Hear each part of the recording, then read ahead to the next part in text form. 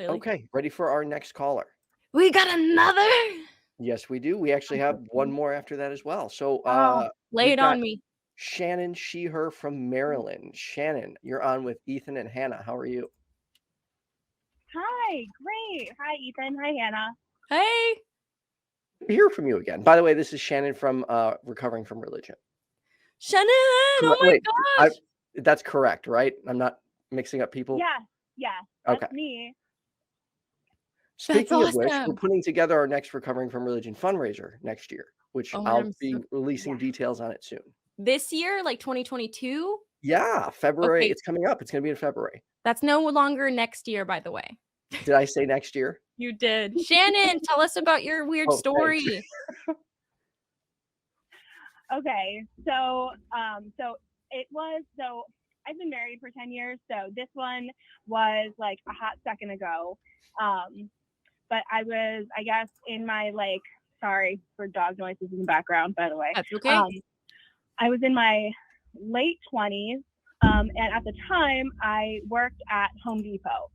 And so there was like this guy and his friend that came in, and they needed help with something. So I helped them with something because that's my job. And the dude asked me out, and I was like, okay, yeah. And it was kind of part of my whole mentality of I'm going to say yes to things because I was getting through a really bad breakup. So I was like, I'm going to say yes to things and get out there and do stuff. Put yourself out there. So I told the guy yes. Oh, sorry. The freaking delay always does that. I interrupt people on accident and on purpose a lot. No, it's never intentional. I was going to say put yourself out there. Good for you. Yeah. So I kind of told him, I was like, yes, but just FYI, I kind of just got through a breakup, so I'm not really looking for anything too serious or too heavy right now, just fun, and so he seemed like he was down, and we texted for a week, a little bit, nothing crazy. He talked to me about his job, and he worked for a beer distributor, and he lived with his parents, but I'm like, whatever, in this economy. And he was telling me about he wanted to take me on a boat ride on his parents' boat, and I'm just like I'm not impressed by how much money your parents have, but okay. So he came to my house and he picked me up, and everything seemed fine. And he had a really nice car, which I don't really care that much about cars as long as they work. Right. And aren't horribly filthy. I'm just yeah, okay. But he did. And I was just getting spoiled little rich boy vibes off of him, but I was trying not to be judgmental about it. Yeah. So he takes me to a restaurant, and it's really expensive waterfront restaurant. Yeah. And I'm just all right, so this is not casual at all, but okay. And so we go, yeah. And he's yeah, I come here with my family all the time. And I know everybody here. And I'm like, well, I don't, because I am broke. Wow, you fucking know everybody. Wow. You've been coming here since you were 4 or some shit. Wow. Yeah. And so we're just having dinner, and he's talking about how much he likes me, and how he was super nervous for the date, and how all of his friends were so excited for him, and I'm just okay, what have I gotten myself into? And and I was like, yeah, that's awesome, but just a reminder that I'm not looking I'm not your wifey, my dude. So because I didn't want to give him any false expectations or anything, right. So, and it's just a first date. It is just a first date. So then we, after dinner is over, he gets a water taxi, it's like, so we take a sunset water taxi ride over to like where the bars are, like the part of town where the bars are. Yeah. And so we're like sitting in this water taxi, right? And I'm just like, oh my God, like, please. Oh. And I can't remember if like he tried to like touch me or hold my hand or something like that. But I was like trying to give off that like, let's be casual vibe, you know? Let's But hang out and enjoy. Romantic. Oh no, that's like a really good first date. But like if you're trying to like marry someone, right? That seems like going a little too all out for a first date. Like, good job, guy, but like not casual. Right. Like I told him casual. Like he was trying to knock my socks off, you know? Yeah. Right. And yeah, and I'm just like, I don't know, like it's nice, but it's like I really enjoy doing stuff like that with somebody that I know really well, not somebody that I just met, because it sets up all these expectations. Yeah, I'd start feeling really guilty immediately. Like, yeah, I'm like, man, I hope this dude is cool. Like, I hope like this is just like his version of casual or whatever, because this seems a little over the top to me. Right. Then we went to a bar, which is good, fine, normal. You know, we go to the bar, and he starts buying me IPAs, and I'm just like, gross. Okay, yeah. I don't like IPAs. Yeah, he was trying to give me like, so I just told him I wanted a beer. I wanted beer because usually like alcohol content in beer is like pretty, you know, like it's manageable. Everything's pretty manageable. So he's getting you like a triple IPA alcohol. Yeah. And so like we're sitting there and there's live music, and like he goes up and he talks to the like singer guy, and I'm just like, oh no. And I'm just like, maybe he just really wants to hear like a fun song, you know, like it'll be fun. And so I can't even remember what the song was, but it involved kissing. And yeah, it was about like wanting to kiss someone, and I'm just like, oh no. I do not want. Sha-la-la-la-la-la, my oh my. Just keep sneaking. Yeah. But I wanted the opposite. I needed You're just trying to chill over the canoe. Yeah, and so like the expectation is there. Like it seems like everything was like set up so that he could get to some, you know, some physical conclusion with me. And so like he's like trying to, so like he's buying me more beer. I haven't finished the beer he got me. And I'm like trying to have a fun time, but not like, you know, I want to kiss you fun time. Like I'm not trying to give him those vibes. And so like he tries to kiss me, and I'm like, no, I don't want you to kiss me. Oh, did you say that? Thank you. Yeah. Oh wow. Okay. You're allowed to say that. Yeah. You're allowed to say that. Agreed.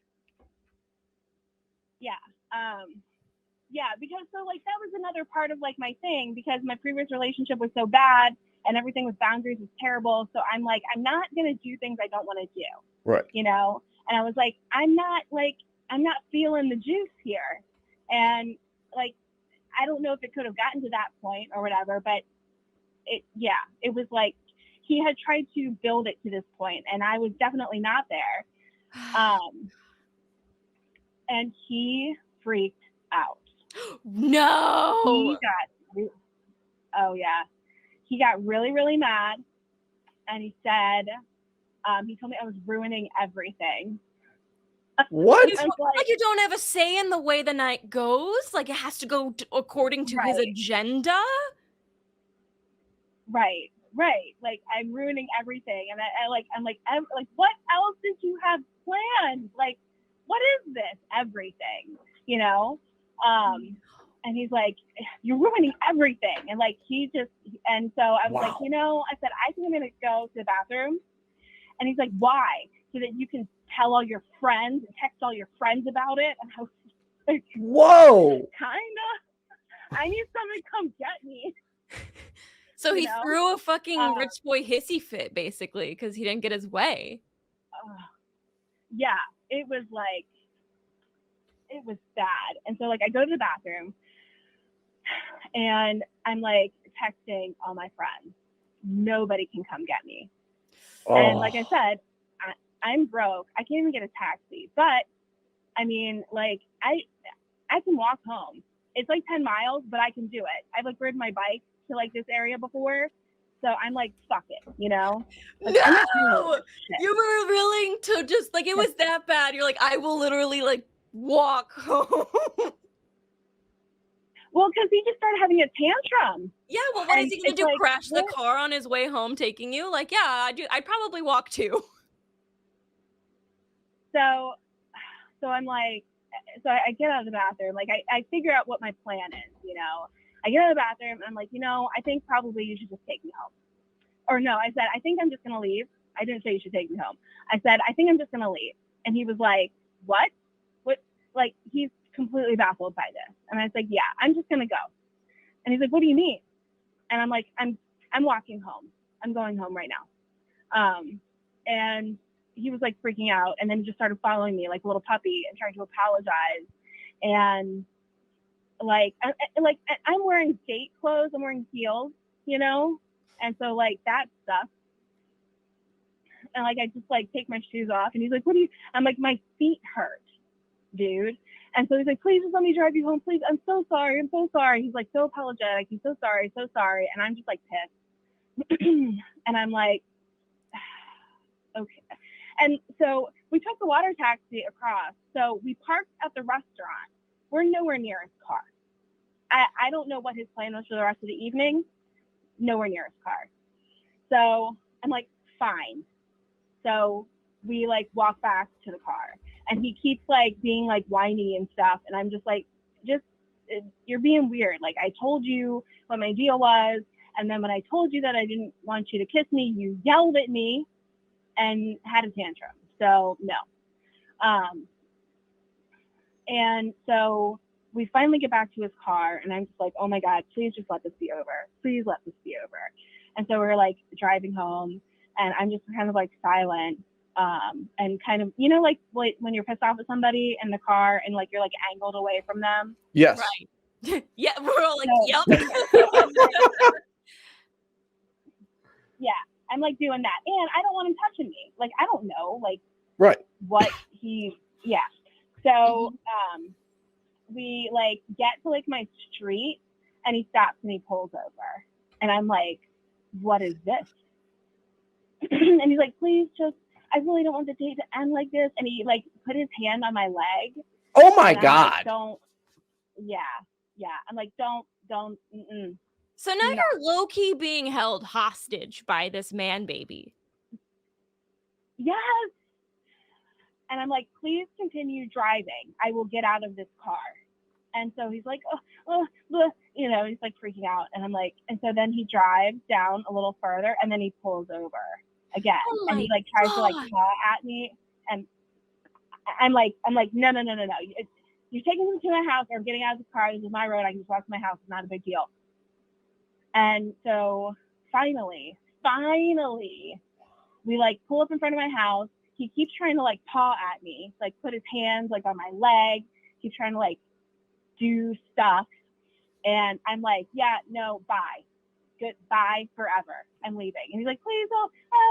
Like, and I just walk in my house. And so that was like the end of the date. And it was really bad. And he like texted me for a while, like trying to get me to talk to him. And I just didn't. I went completely like no contact with him. I just cut him off. I was like, done. Thank goodness. Like, oh my gosh. That was a lot. I was so worried this was going to be turned into like, and then he showed up at my house with flowers. Like, holy shit. Yeah. I'm really lucky. I didn't like live alone or anything. So I, you know, like it would have been a problem if he would have done that. But and yeah, from his perspective, he probably thinks that he did everything right. Like he was chivalrous and threw money at you and brought you on this romantic date. But like, What the fuck? Yeah. How dare I not want to kiss him? How dare you tell him no? Right.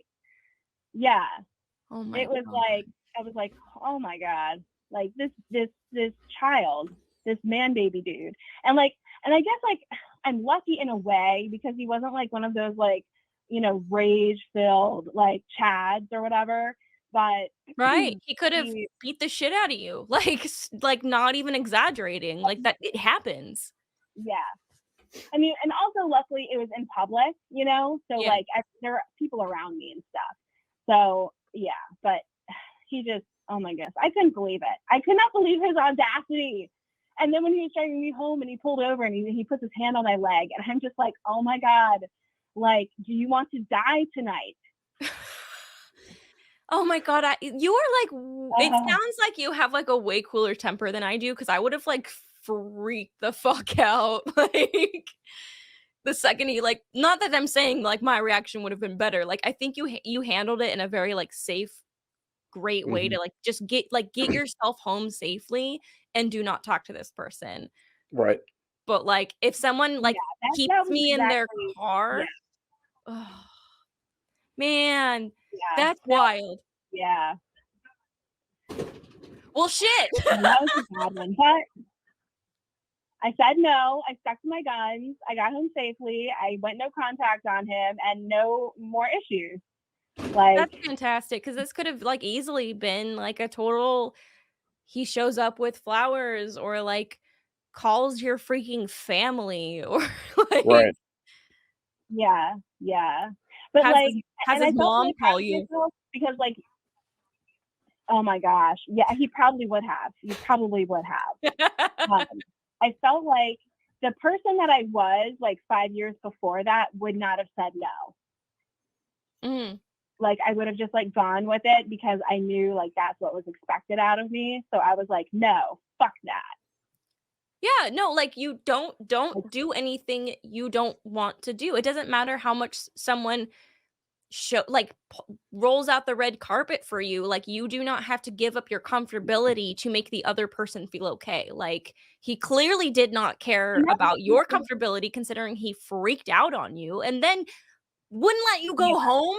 Like, yeah, and like that was like the whole thing. It felt very manipulative. I'm like, you're gonna take me to this expensive ass restaurant and do all this like romantic shit, and it's like, oh, like I hate it when dudes do that. When they're like, I'm gonna treat you like a queen so that I like have control over you, and you have to do what I say. There's the thing is there is an ulterior motive to the way they're treating you. They are not doing it because they like you or because they just want to show you a good time. Because the second you said you weren't having a good time, it wasn't, oh shit, let me make you feel more comfortable. It was, how dare you?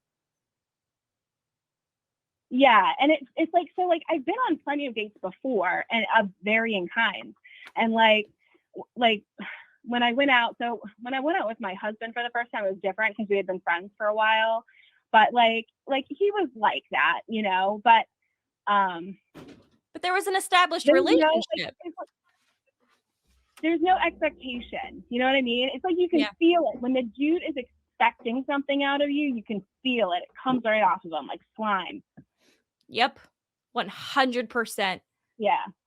I wouldn't know that feeling, so I'm going to have to trust you too. No, like we can tell when a guy is like, I'm gonna do this so you'll fuck me, or like give me affection. Yeah. It's like, yeah, it puts so much pressure on someone that they just can't enjoy themselves and like get to know you, because they're like, you are expecting something of me and I'm just trying to exist and like find out that like if you're cool or not, and I don't know yet, and also like you could kill me. Yeah. Well, I definitely found out he was not cool. Like I just well, I wouldn't guess that. Yeah, he sounds like a douche. Yeah. It's like I even told him ahead of time. I'm like, let's just like casual, my dude. Like we could have just gone to a bar and gotten like a little bit of food and some drinks and hung out, but right. No, he made it super weird. You were honest from the get-go about what, like, you were going into it expecting and, like, what you were looking for, and, like, that's a really cool date he had set up, maybe for someone who's, like, looking to be swept off their feet, but, like, you made it pretty clear that that's not what you were looking for. But, like, that was against his Yeah. agenda, so it wasn't cool, but that is simultaneously hilarious and disturbing, and, like, why am I not surprised? Do better, men. Yes, do better than that, that's for sure. Thank you, Shannon, for sharing that story with us. You're so welcome. Thank you for listening. Appreciate it, and I hope you enjoy the rest of your night. Thanks. You both too. Have a great night. You too. Talk to you It's soon. good to hear from you again. I hope I see you next time at the thing. Yes, I hope so too. I very much hope so. Yeah. All right. Have a good night. Bye. All right, we got a super chat from Ameet Mathew. No horror story, but I have Indian friends who are on matrimonial apps. Now, those can cause some horror stories. Oh, I fucking bet. Oh, shit. What's wrong? Is your fly down? No, it's the cat again. It looked like you were zipping up your fly. No, she's screwing Like, with the keyboard. We can't tell. That's true. You would have no idea if I wasn't even wearing pants. I thought about not wearing pants because it's warm in this house, but I put on little volleyball shorts just in case. I'm wearing pants because I'm freezing. So what would you, like, you would react aggressively in that? Before we got I wouldn't be aggressive. I just, 1 second. What? I said we have another caller. We'll get to them in 1 second, but go ahead. So here's the thing. I'm going to make it not fun for a minute. I have PTSD. So the second I feel trapped, I would have gotten not aggressive, but I would have gotten upset. Very vocally and visibly upset. You know, I'm no longer a violent person. I have trained myself to not be. But like I would have, the second I feel cornered and trapped and like I do not have control over my own body, I would have probably screamed. I'd be scared of you. You seem like you could get really intimidating and fast. And I know that it's like he probably just thought like let's pull over and talk. But the thing is she told him, you want to go home. I want to go home.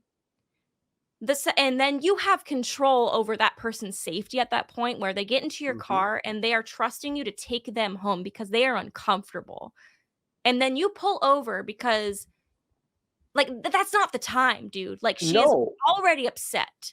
And like I'm not trying to make this like a huge fucking deal, but like it's a funny story, but I think people need to realize like when you do shit like that, it's not okay. Like it's not just like he was cringe. It was you are violating my boundaries, and I told you I want to go home, like, and you're not taking me there. Do you realize how like okay? And for anyone who thinks that I'm overreacting to this kind of thing, look at the statistics of women who get murdered by men, specifically romantic partners or guys they go on dates on. It's scary. And I'm not getting on my soapbox right now, but I do want to leave it with this one thing when people say like, oh, how can you be scared of men when there's so many good ones out there? Okay, look at the murder statistics of women who get murdered by intimate partners.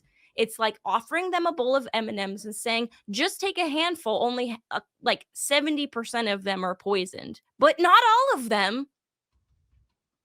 So take a bite. Like it does not work. Like. No. It is scary, and that's why I would have freaked out. Like, it's not like, oh, he's just like cringe. I would have like, I don't care that he thinks I'm crazy. I care about getting home safely. I do not fucking care about being polite at that point. And years ago, I would have just been like, oh, haha, I need to be nice in this situation because we're conditioned to be nice as women. We are conditioned to be nice and to not hurt people's feelings and not to ruffle feathers and not ruin everything, ruin the whole night you had planned out because he's so nice to have done this for you. You owe him now. And now he's not taking you fucking home when you have said, I don't feel comfortable any longer. Please make sure I get home safely. I would have screamed because like I probably would have tactfully handled the situation to make like she handled it perfectly. Like, no, you are taking me home, like very insistent. Right. But knowing on how emotionally damaged I still was while I was dating and trying to figure myself out, I probably would have started screaming. Like I have this like rabid dog mode I go into where I'm just like, you motherfucker. You don't want to see me when I feel cornered. Like, I would not want to see that version of you, Hannah. well, like if you make me feel cornered, you probably fucking deserve my demon eyes. Like, yeah. And so Purple Rhymes with Orange says he should have taken her home without saying anything, then called her the next day to talk after she had the chance to feel safe and process the night. Like, Yes. and it's not like he freaking like pulled out a knife on her and she said, take me home. It was like even when it's a small thing, like you are pressuring me to kiss you and I feel uncomfortable, please take me home. Like that is not your time to suddenly be like, but I'm a good man. Like she doesn't fucking care. She wants to go home. Prove you're a good man by doing what, like by making her feel comfortable, respecting her wishes, drop her off, text her the next day. Exactly. And the night could have gone so much differently if he would have literally just been like, "Oh, you don't want to kiss me? Oh my god, I misread the signs. I'm so sorry. Let's just, like just if you're down, no pressure. If you still want to hang out, like let's just have fun." He could have done that, but instead, you're ruining everything. You said no to me after all I did for you. Okay, soapbox done. That was a good rant, though. But, like, it makes me so mad because, like, guys think, like, I was being nice. It's like you don't understand what's going through her head. Like, you are being you are violating my comfortability, my boundaries, and you're making me feel uncomfortable. So take me the fuck home. Yeah, he should have taken her home, and he should have placed his I got hands on fired her up. yet again. I could tell. See, look at Ivy. She's just so cuddly. Like she just lets me hold her for Oh, like. little baby. I know she's so sweet. Was I too much? I'm sorry. No, it wasn't too much. I'm just distracted by my really cute cat. Okay. Woo. Shall we get to our next caller? I do want to say though, Shannon, that call was amazing. Like I'm gonna be thinking about that story and like chuckling for days because like it's fucking cringe, dude. Kaitlyn says, "Damn, Thank I you, like Kaitlyn. Hannah rants. I like them too." Fucking trigger. Rarity says, "No, Hannah, you fucking rock." I've just been pissed off a lot, and I'm done.